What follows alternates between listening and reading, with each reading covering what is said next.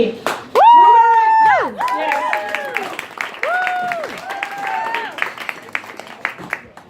it going? Good. My goal tonight is to make these three people laugh. It's been real quiet over here, and I'm not okay with it.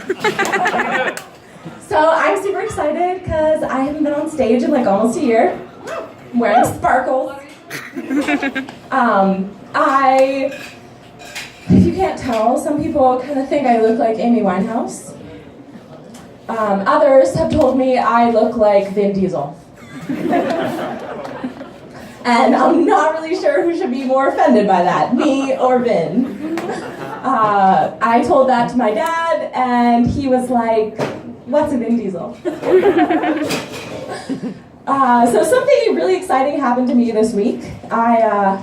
I got slapped in the booty with a banana. Yeah. And this fine gentleman would be here tonight, except he's 4. Because I'm currently a babysitter. Yeah, thank you. Gig economy, what up? So I wasn't always a babysitter. I used to work for the government, and I was very excited about it. I moved here about 4 years ago, and I just couldn't wait, okay? Because I think I'm amazing, I speak multiple languages, I'm beautiful. And I get here, and it turns out that DC has a whole harem of people who are just like me. Some of you are sitting right here. Yeah.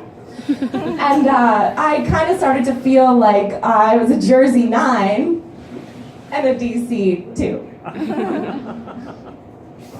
So I had really high expectations for life, everything, dating, my job, I don't know, I thought that I'd be sitting on the Lincoln Memorial at night, looking at the lights and all the beautiful monuments, and sitting with this really cute guy and just making out and talking, and that definitely did not happen. And instead, what happened was, I went out, and I'm kind of go out with my friends. I'm out one night at this club on U Street, and I meet this guy. We're talking, and he's like, "Hey, can I buy you a $5 cider?" I'm like, "Yeah, sure." So we start dancing, and a little while later, he leans in, and he's like, "Hey, do you want to Uber pool back to my friend's couch?" And of course, I was like, "Yes," because standards. And so we get there, and it's really fun. We're fooling around, and he's about to come, and having kind of fast because everything in DC is highly efficient. And I'm like, "All right, well, my work here is done. I'm gonna get on out of the way." And he's like, "But Chelsea, the couch. You can't come on the couch. You're not gonna come on my face." Holy shit, you guys like that, don't you? All of you. Everyone who did not laugh. All right. We're gonna have a little circle time after this and talk about it. But yeah, so given that I was very excited about comedy, I showed the video of my comedy to my parents with that joke. And let's just say that the cum joke didn't really stick with my dad. He didn't really explode with laughter, if you know what I'm saying. So I tried to save the situation. I was like, "Dad, we're pals. I'm 27. I've touched a few dicks in my life." That didn't really help.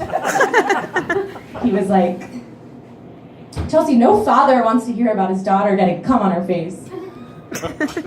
I was like, "Dad, that's the joke." It got out of the way. Pay attention. So I want to tell you a little bit about my dad. And I'm gonna shit on him a little bit, but he is a good person. DC's been a rough couple years, and he's always been really supportive, and he always he's always like, don't lose hope, like, when things get hard, that means good things are coming, you're gonna be okay, like, don't worry about it. So, my dad is from Lebanon, he's an immigrant, but he moved, oh my God, Lebanese? Woo! Thank you. So so he's like, but, Lebanese immigrant with a Jersey accent, like, gets his coffee in the morning, smokes hookah at night. And he, like, wears this gold chain around his neck, and it kind of, like, rests in this tuft of hair in his chest. You kind of have to, like, peer through the forest to find out if it's Jesus or Mary. And,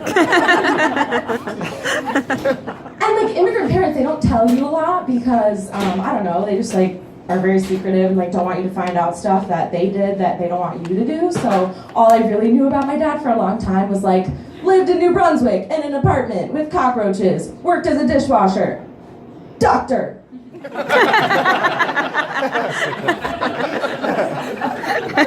so when I was growing up, I was 12, he found out I had my first kiss, and he was like, I forbid you from kissing boys ever again. Like, Simba, I'm very disappointed in you. And he sat me down and was like, Chelsea, do you know what giving head is? I did not.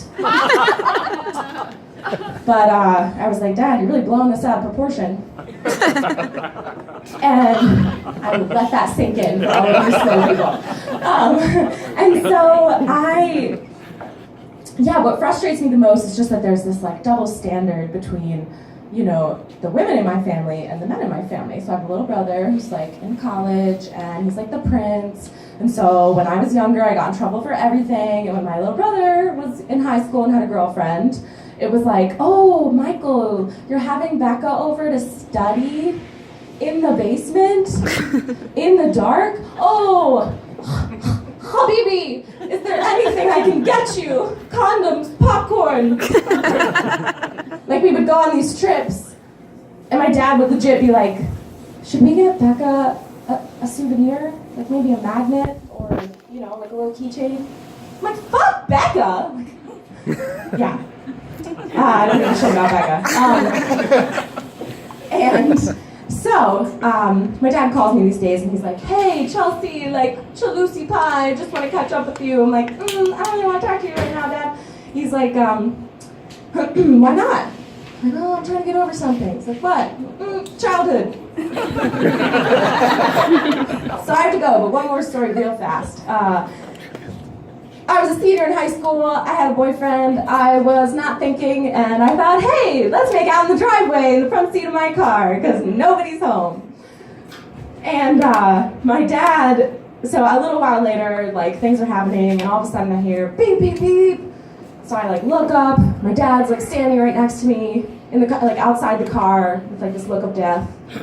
So he, like, walks around, he's, like, so hairy, he gets caught in the bushes, so, like, by the time he, like, gets over to us, he's like, all right, Drew needs to go home, and Chelsea, come inside. So he's like, give me your car keys.